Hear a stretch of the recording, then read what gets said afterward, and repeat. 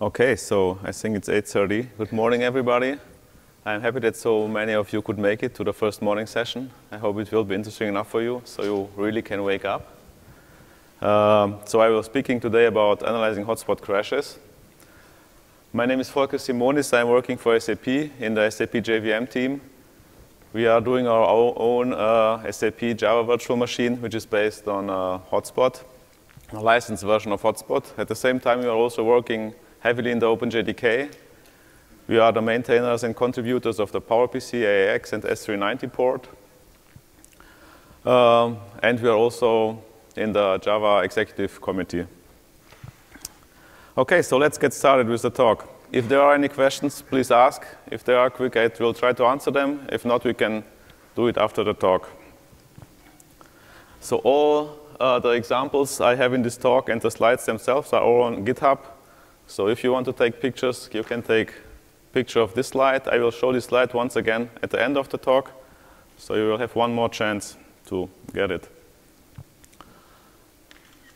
OK, so everybody ready? So what's a hotspot crash? Well, it's actually a fatal error situation from which we cannot recover. It's not compared to an exception, for example, which we can handle. An exception or an unhandled exception shows an error in your own program in the application, while a hotspot crash or a VM crash shows an error in the virtual machine itself, which should not happen. So the only thing we can do, as I say, it's an unrecoverable error. The only thing we can do is we can try to gather as much information as possible from the crash, to analyze it, to find the root cause, and to prevent it the next time. So to bring everybody up on the same line, just a very quick, brief introduction about the HotSpot VM. So on the very base, we have the CPUs. I won't go into CPUs today. During my last 12 years, I was working on HotSpot. We find some CPU errors as well, but I won't go into this topic today. So on the base, we have C++ code. We have the Java launcher. We have different Java libraries, libjava, which is the native part of the class library. We have the system C libraries, which is all C code. This is all in memory. Then the biggest part is obviously the hotspot itself, the virtual machine itself, which is in the libjvm shared library. It consists of the runtime, the GC, and 2 JIT compilers if you're using the server version of the hotspot, which is the default today. This is also written in C++. Then on the next level, we have generated code. So this is one of the major problems when it comes to debugging and analyzing hotspot errors, that we have to deal a lot with generated code, where a native debugger cannot help us very much. So first of all, the interpreter itself is generated. I will show you a quick example in one of the following slides how this looks like. Then we have various tabs, which is kind of glue code between the native C code and the generated compiler, just-in-time compiled code. We have C1 compiled method, C2 compiled method. So by the way, C1 is the client compiler, C2 is the server compiler, which runs slower but generates better code. And recently, we have a head-of-time compiled message, which also appear in the code cache now. And finally, we have the data of our program. So we have the Java objects in the Java heap. We have the classes themselves, which today live in the meta space. Previously, they lived in a part of the heap, the so-called perm generation, but this was removed in Java 8. And the VM still uses a considerable part of C heap. So this is also something many people are not aware of. They configure their virtual machine, let's say, with 8 GB, and then they wonder why it uses 12. So for example, a just-in-time compiler can very well use up to 1 GB for compiling a very large method. And depending on the hardware you're running on, you have a lot of threads running. Even if you start just a hello world program, a hotspot VM will today start at least 10 threads. You have the VM thread, which does some bookkeeping. You have the GC threads, various number of GC threads, depending on the cores you have, various number of JIT threads. And they all also, of course, need memory. And while they are running, they also consume C heap. And finally, we have the application threads, the Java threads. And these Java threads, they execute the code from here. So they are started by the launcher, then they jump into the runtime, they execute some interpreter code, they execute maybe just-in-time compiled code, and so on. And during this talk, we will see which places we can crash and how we can detect that and hopefully fix it. So I have a very small crash example. So who of you has seen this before when he was running a Java application? So probably a lot of you, that's why you're here. OK, so what does this say us? So first of all, it gives a very short, brief summary of what happened. So in this case, the segmentation fault happened at this program counter. It tells us the function which was on the top of the stack when the error happened. So in this case, it was in the libjvm, so in the virtual machine itself. It was a memory access function.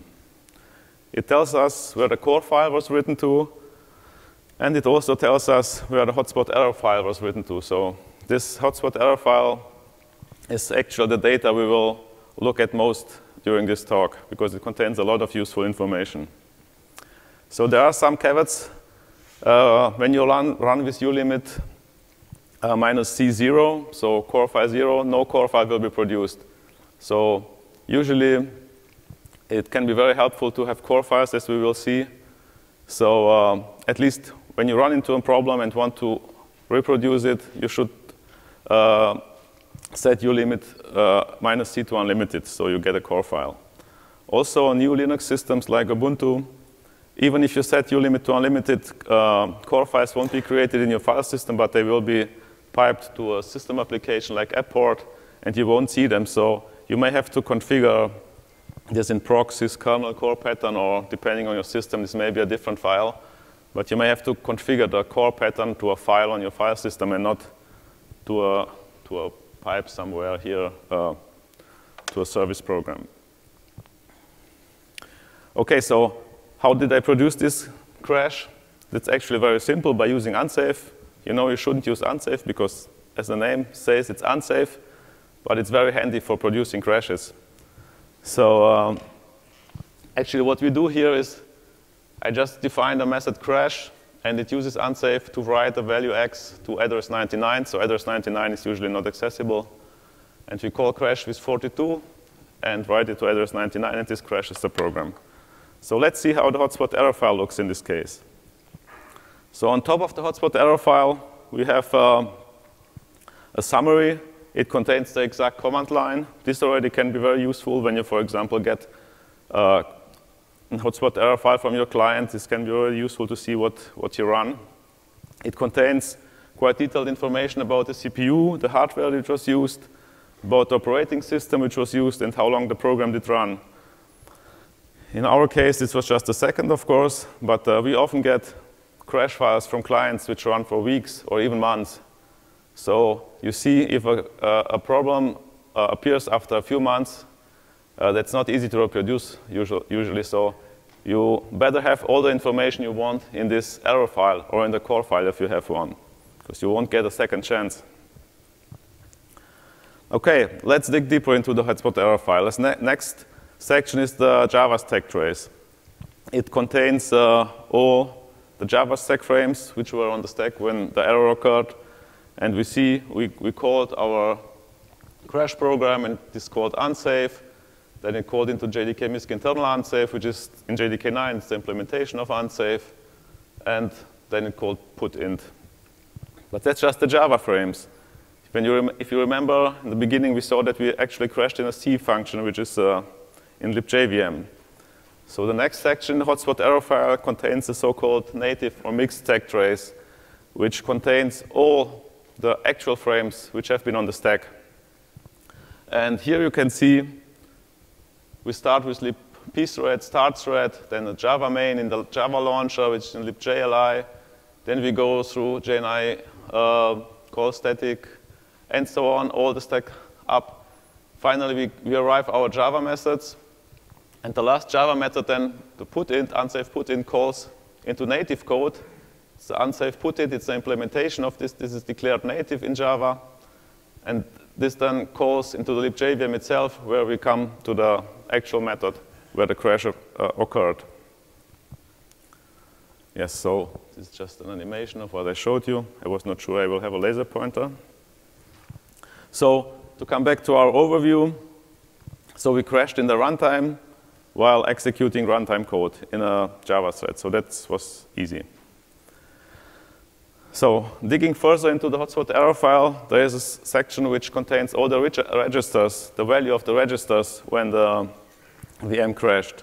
And as you can see, the register AAX contained the value 42. This was actually the value we were writing to the address 99, if you remember. And the register DX contains the address.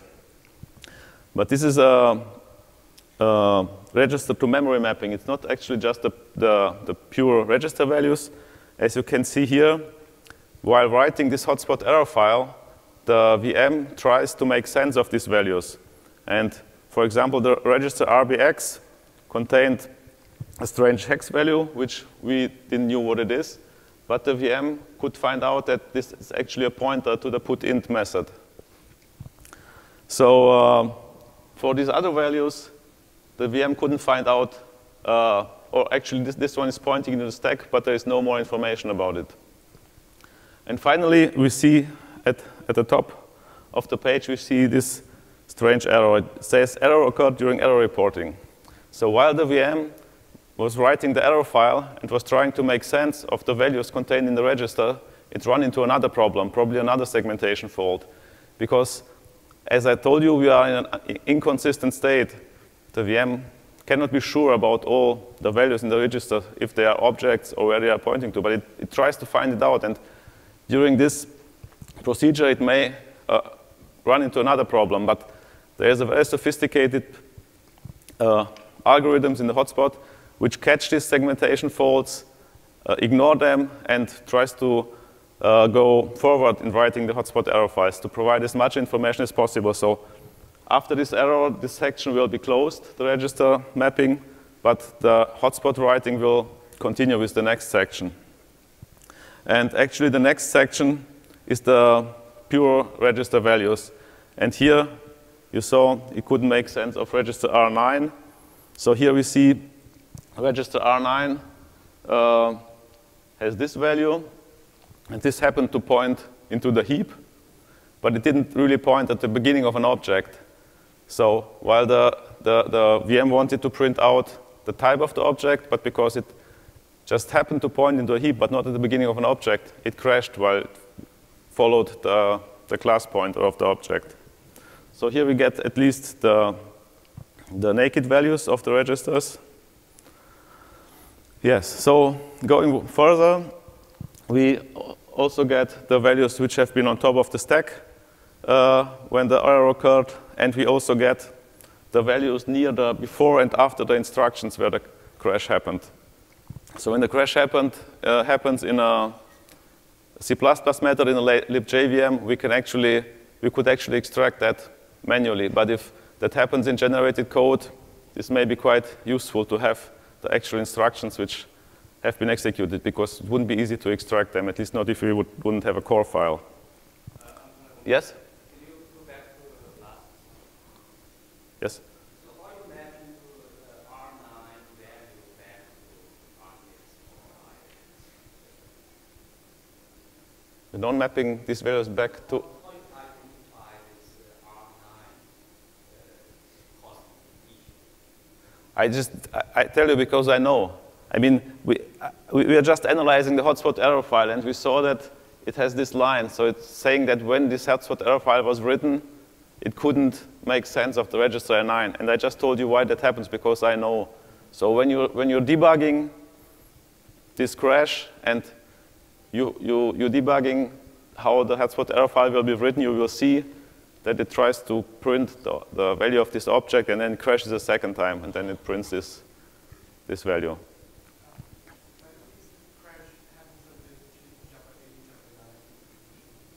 I think this was Java 9. Actually, we can just look it up. Should be here on top of the... I don't see it here, but it was Java 9. I just used a debug build of Java 9 for it.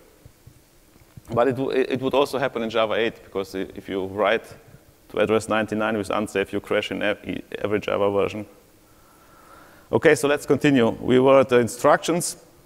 And even if you have only this hex dump of the instructions, you could use GDB or object dump or online disassembler or something to disassemble this instruction. And you see, actually, this instruction wrote the content of register AAX, which was 42, to address RDX, which RDX was 99. OK, so we saw that the hotspot error file contains a lot of useful and interesting information. So sometimes we may want this information without crashing the VM. So therefore, we can use the jcommand utility, which comes with your JDK distribution. And we can just call jcommand with the PID of your process, of your Java process, and the command VM info. And it will generate a so-called VM info file. It doesn't contain all the information of a hotspot error file when a crash happens, because obviously we're not at a crash. But it still contains a lot of useful information. So for example, here you can see this. This was JDK 9 slow debug build. It contains the command line. It contains the hardware.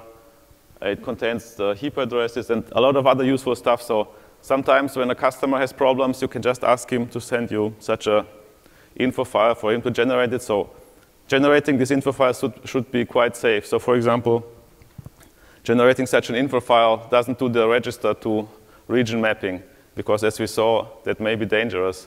So it only prints the pure value of addresses, because you don't want to crash your VM just to get the information out of it from a running virtual machine.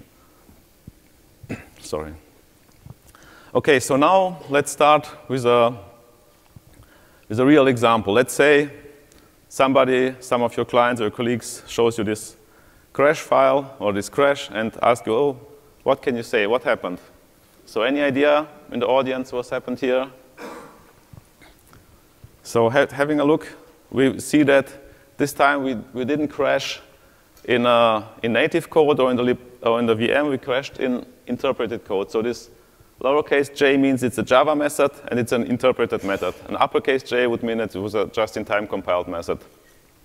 So we crashed in an interpreted method, which is called crash, because again, it's from an example. And we get the PC, the segmentation fault happened. This time, we also get another information, because we crashed in the just-in-time compiler. So the hotspot error file, so this is the content of the hotspot error file. A summary, I left out some of the parts which we know already.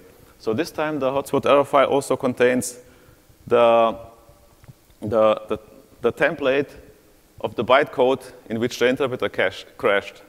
So the hotspot has a so-called template interpreter, which means that it generates assembly for each Java bytecode, and then it calls them one after another and executes your bytecodes. And this time we crashed in the array length bytecode, and the hotspot error file contains the generated code for this array length bytecode. And we can see the address at which we crashed, and we see the instruction at which we crashed. So this is the instruction where we crashed. We see the register AAX contains the strange value, bad babe. So this is a so-called eye catcher, which is used often used throughout the hotspot to zero out memory or to flag some values which are illegal. So if you see such values, you can search over the code and see where these values are written, and this may give you an idea why this crash happened. And here we are actually moving the value of AAX to this address, and we crash. So let's take a look how I've provoked this error, how I managed to bring the VM in a state where it crashed in the interpreter. So this is a very simple program called crashInt. It has it contains an integer array, and we have a crash function which just returns the length of this array. And again, then we create a crashInt object. We use unsafe to put this bad babe value at the address of this object with unsafe. So again, this is something you shouldn't do. It's just for the sake of example. And then we call crash. So this is the memory layout of our crash int object in the heap. So it contains the object header, which has a pointer to the class object in the mark word, and then the actual data itself. So in this case, the data is just a reference to an integer array. And then somewhere, another place in the heap, we have the integer array itself. Again, the integer array has object header. Then it has a length field, and it's an integer array of length 1, so it contains one integer. So when we write this value bad babe at offset 12 of our crash int object, we will overwrite this reference to the integer array, and this will point somewhere to nowhere. So when we then actually execute our crash int function, so this is the bytecode of our crash int function, which you can get by running Java P on the class, you see that it actually does a load, so this loads this, then it gets a get field for pushing the integer array onto the stack, and then it calls array length. And array length, of course, wants to access the length field of this object. So this is what we actually saw here. This is offset 12 of this object that contains the length. But when we were accessing this, we were crashing because we have overwritten this. So again, this was just an example. And this example also shows you something very important when analyzing crashes. Because actually, we've crashed in the interpreter, in an interpreted method, but this wasn't an error in the interpreter. The interpreter works just fine. If you have, for example, JNI code, I've actually simulated JNI code with unsafe here. So if you have JNI code, for example, and pollute your heap or do some bad things in your heap, everything can happen. So we've just corrupted our object in the heap, and then we finally crashed in the interpreter. So this is something you have to keep in mind. The cause of your object is not always related to the place where you really crash. And this makes finding errors very tricky sometimes. OK, so I will come now to a real example, so a problem which we really got from our customer. Until now, we only had toy examples to show you how everything actually works. So we got such a message from a customer that he gets out-of-memory errors, out-of-memory error in metaspace. This was all we received in an error message. So there is one option you can use. So if the program at the customer stops anyway because of an unhandled exception, you can try to use this XX crash on out-of-memory error. So in this case, the VM will not only exit with an exception, but it will at the same time produce a complete hotspot error file and a core file. We asked the customer to do this, and he sent us the generated hotspot error file and the corresponding core file. So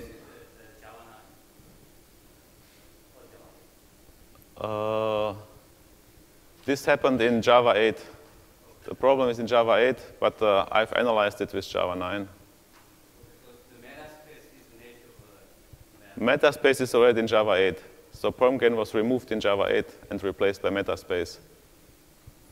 So this is Java 8 upwards. OK, so how does this look like? OK, this is not the hotspot error file from the customer. I cannot show you this, but I've done a reproducer which does exactly the same thing what happened on the customer side, and I will show you that at the end of the talk. OK, so you can see that the program was calling define class.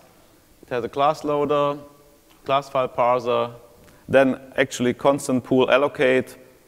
It run into the error. So this doesn't look weird. I mean, Java program should load classes and allocate constant pools and so on. So another part of the hotspot error file, which I haven't shown you before, is the event section. So the hotspot error file also has a section which records important events which happen during execution. And you can see that before the crash happened, the program was loading a custom class loader, and at the end it executed a collection, a metaspace collection, because it obviously ran out of space. And we see that the metaspace collection tried very hard to free memory, but it couldn't succeed. So that's actually the cause of the error. So with this information, we cannot get any further, but there are other useful tools, for example, the Serviceability Agent, which you can use to inspect the core file. So we also got the core file, and we use the HotSpot debugger with Java HotSpot debugger of Java 9, the serviceability tool, to analyze this core file. And the HotSpot debugger has a class browser which allows you to look for all the classes, all the active loaded classes in a core file when the VM crashed. And when you look for these classes in a package, so in this example, org Simonis, we see that we actually have this custom class loader, which was loaded before the crash, and we have two versions of the same class. So that's actually also not unusual, because you know in Java, every class loader can has its own version of a class. So when you have a custom class loader, it's possible it has its version of crash out of memory, and at the same time, the application class loader could have loaded this class before. So two versions of a class, it's actually not bad. That shouldn't fill up the metaspace. So we can dig further in the HotSpot error file, and it also contains the last exceptions which were thrown by the virtual machine, the last 10 exceptions before the VM crashed. And here we see an interesting thing. So before the VM crashed, it threw a linkage error exception. And this linkage error exception was thrown by our custom class loader. And it says, attempt duplicate class definition for name, for our class name. So obviously, there were a lot of duplicate class definitions happening. And of course, one class loader can only have one version of a class. So if it tries to reload the same class, it gets this exception. But this exception was obviously handled by the application, so we didn't saw them, but in the end, it resulted in an out of memory in the metaspace. So still this shouldn't happen, because I mean, we handle this exception. Why do we get an out of memory error here? So the Serviceability Agent is actually a very powerful tool, and we cannot only use the graphical tools which come with it. We can also use it programmatically. It has an API, and it allows us to inspect all the data structures, all the C++ data structures which the HotSpot maintains during its runtime. So for example, every class object which you have in Java, you know in Java you can call getClass on each object, has a corresponding class with K, a C++ object in the HotSpot. And now we can use the Serviceability Agent to walk these C++ representations of the Java classes in the core file. For this, we get a so-called class loader data graph object, which is all the class loaders in the HotSpot. Then we walk them, and for every class loader, we query all the C++ class objects which were active at the time, and we print them out to memory. So when we run this program, again, this is done with Java 9, so we have to add the JDK HotSpot agent module. For Java 8, it's in the tools, I think, tools jar file. So if you have a JDK, you don't have to do anything with Java 9. You have to add the module and also add a lot of exports, because unfortunately, the API isn't publicly exported anymore. So if you run this on our core file, we will see that we have a lot of C++ classes for actually the two class versions which we have in Java. And when we run this through word count, we see we have actually 320 versions. So this is obviously not OK, because we should only have one C++ class representation for every Java class in the heap. So with all this information, we were able to reproduce the problem. And this is actually the reproducer, which I also used for this presentation. So what we actually do is we get the bytecodes of a class.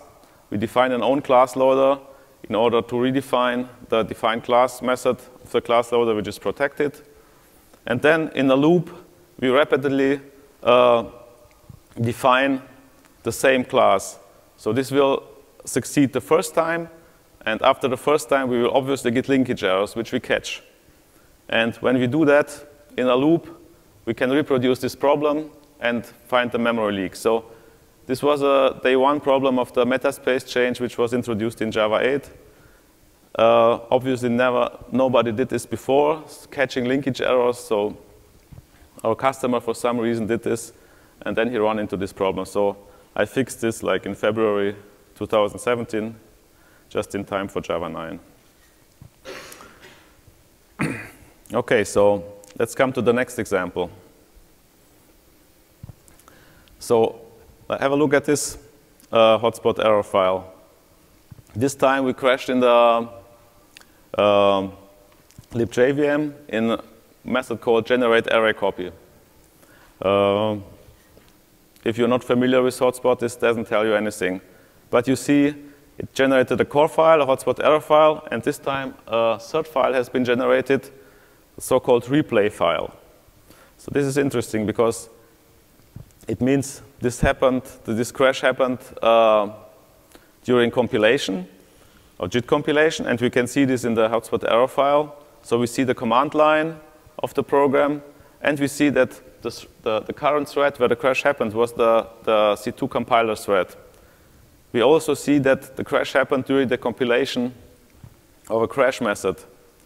And then we get the stack trace and see that crash happened in a method called generate array copy. So obviously, again, we compile a array copy, system array copy method, and while we were compiling that one, the compiler crashed for some reason.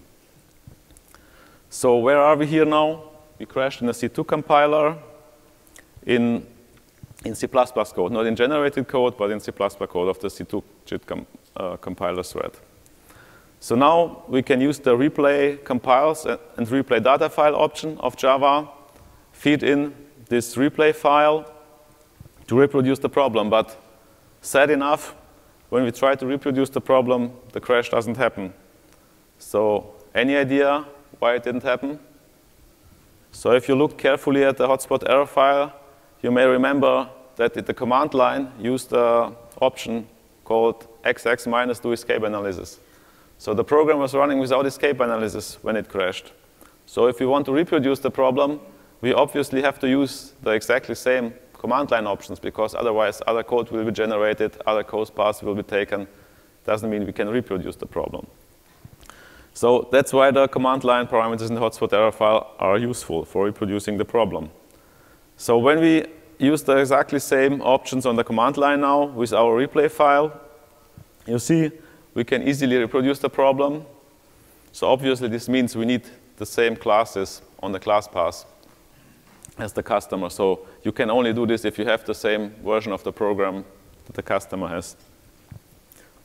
And now that we can reproduce the problem with this replay file, it is very easy to use other native debugger like GDB, for example, place a breakpoint into the offending method and run the program and see what happened.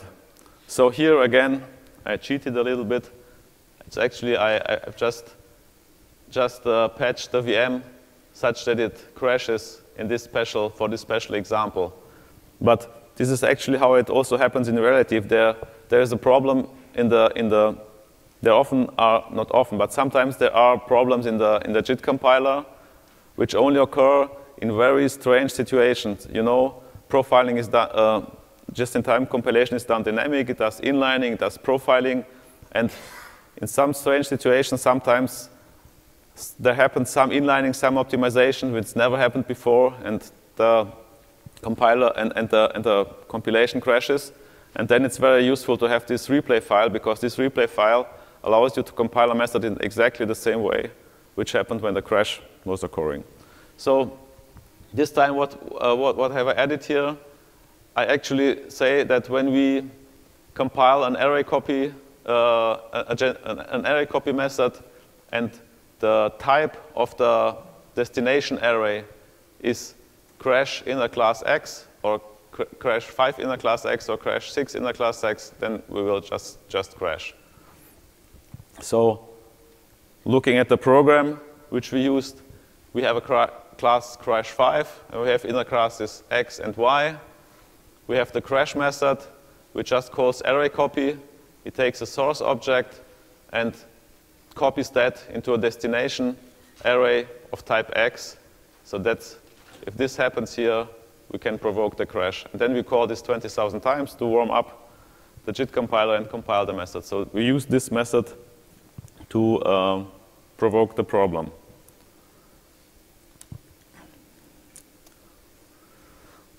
For some reason, the slides are scrambled. OK, so now second take. Let's see what you have learned until now. We have a similar crash. Again, we crash at the exactly same location, and we have a replay file. So this time, we are smart enough to use the same command line options, which are in the HotSpot error file.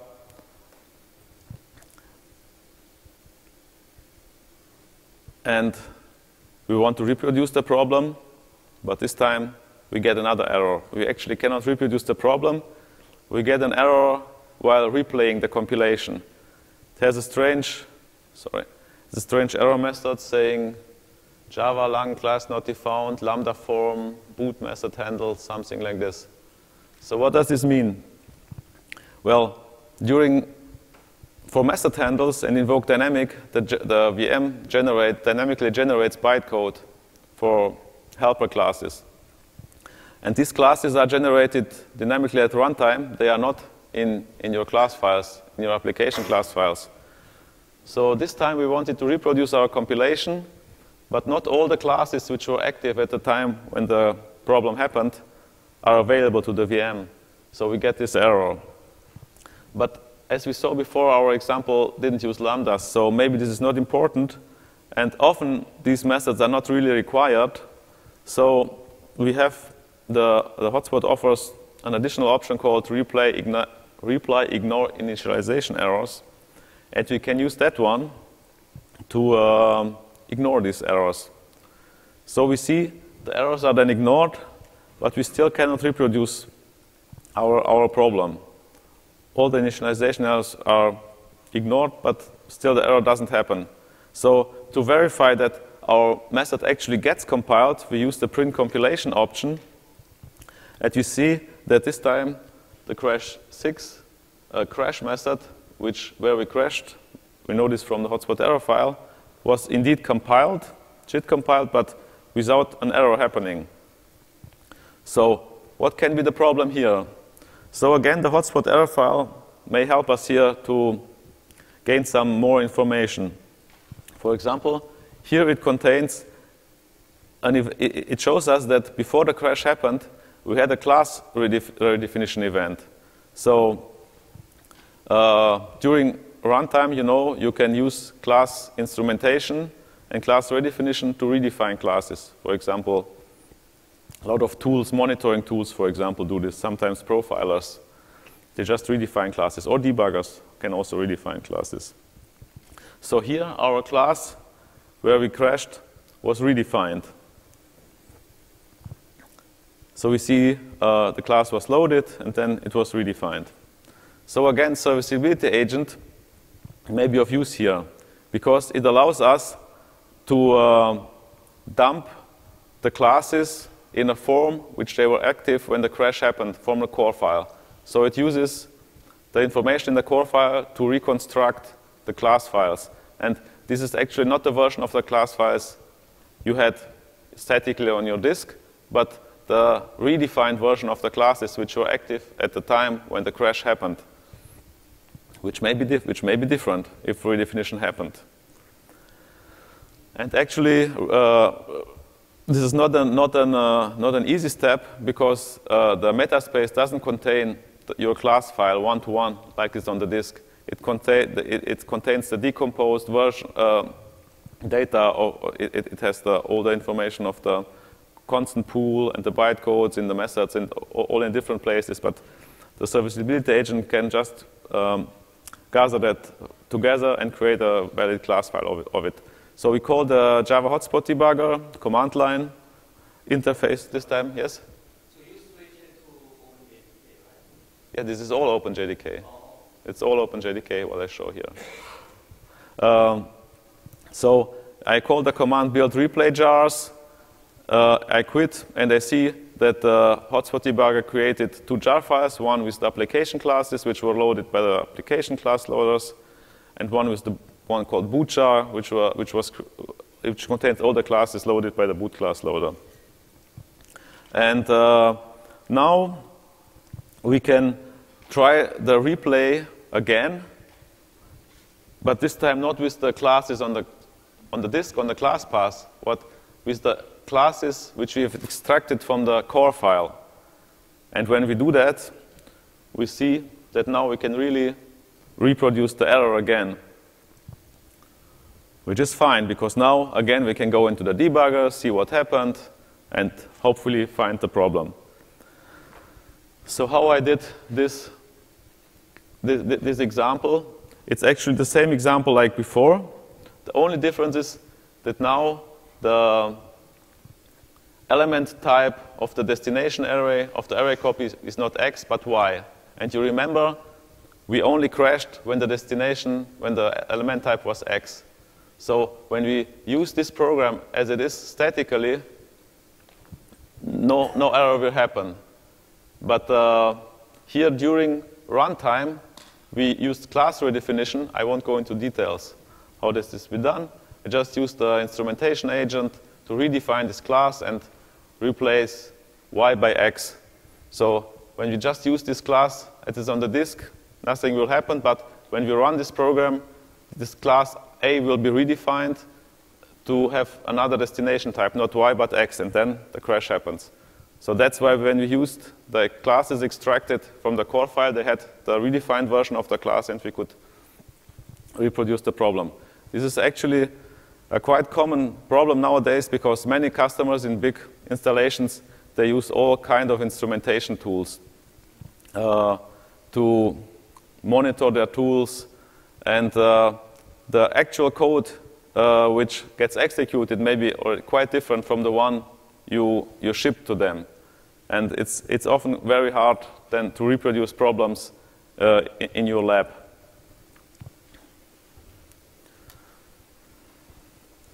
Okay, so again, this is where the crash happened. I